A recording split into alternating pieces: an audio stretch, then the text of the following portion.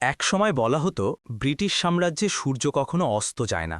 London ছিল বিশ্ব অর্থনীতির স্পন্দন। কিন্তু ১৯৩৯ সালে দ্বিতীয় বিশ্বযুদ্ধ শুরু হতেই বদলে যায় সব সমীকরণ। জার্মান একনায়ক অ্যাডলফ হিটলারের হুঙ্কার ভেসে আসে রেডিওতে। তিনি গুড়িয়ে দেবেন লন্ডন শহর। ব্রিটিশ প্রধানমন্ত্রী উইনস্টন চার্চিল তখন এক কঠিন সংকটে। তিনি বুঝলেন একা ব্রিটেন আর পারবে না, প্রয়োজন এক নতুন শক্তির, আমেরিকা। অতলান্তিকের সেই গোপন চুক্তি ১৯৪১ সাল আটলান্টিক মহাসাগরের বুকে ব্রিটিশ যুদ্ধজাহাজ প্রিন্স অফ ওয়েলসে গোপনে মিলিত হলেন চার্চিল এবং মার্কিন president Franklin D Roosevelt. Roosevelt সাহায্যের হাত বাড়ালেন ঠিকই, কিন্তু সাথে দিলেন এক ঐতিহাসিক শর্ত। ব্রিটেনকে বাঁচাতে আমেরিকার সর্বশক্তি দেবে, তবে যুদ্ধ শেষে ব্রিটেনকে তার সব উপনিবেশ ছেড়ে দিতে হবে। চার্চিলের সামনে তখন দুটি পথ: প্রস্তাব না মানলে হিটলারের হাতে লন্ডনের পতন, প্রস্তাব মানলে যুদ্ধে জয় কিন্তু সাজানো সাম্রাজ্যের পতন। নিরুপায় চার্চিল সই করলেন আটলান্টিক চার্টার এবং লেন্ড লিজ চুক্তিতে। জন্ম নিল জাতিসংঘের বীজ, আর নির্ধারিত হয়ে গেল ব্রিটিশ সাম্রাজ্যের মৃত্যু পরোয়ানা।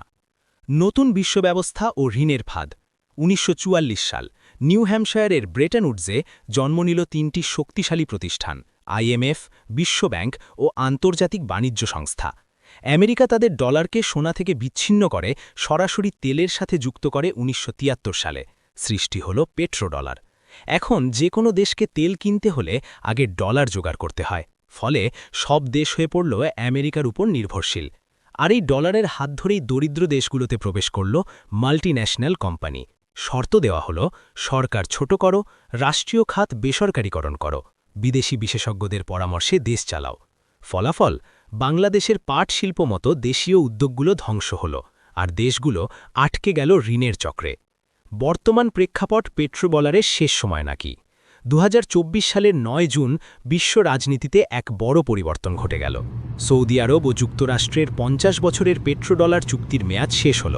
কিন্তু এবার সৌদি আরব তা নবায়ন করতে রাজি হয়নি। তারা এখন ইউয়ান, ইউরো কিংবা ইয়েনেও তেল বিক্রি করতে পারবে। আমেরিকার একছত্র আধিপত্য কি তবে শেষ হতে চলেছে? এই ধাক্কা সামলাতে যুক্তরাষ্ট্র এখন চোখ দিচ্ছে ভেনেজুয়েলার বিপুল তেল মজুদের দিকে। ইতিহাসের চাকা আবার ঘুরছে। ব্রিটিশ সাম্রাজ্যের পর এবার কি তবে ডলারের সাম্রাজ্য পতনের পালা? যুক্তরাষ্ট্রের নতুন পরিকল্পনা কি এবার তাদের হারানো গৌরব ফিরিয়ে দিতে পারবে? প্রশ্ন একটাই, এই পরিকল্পনা কি এবার কাজ করবে?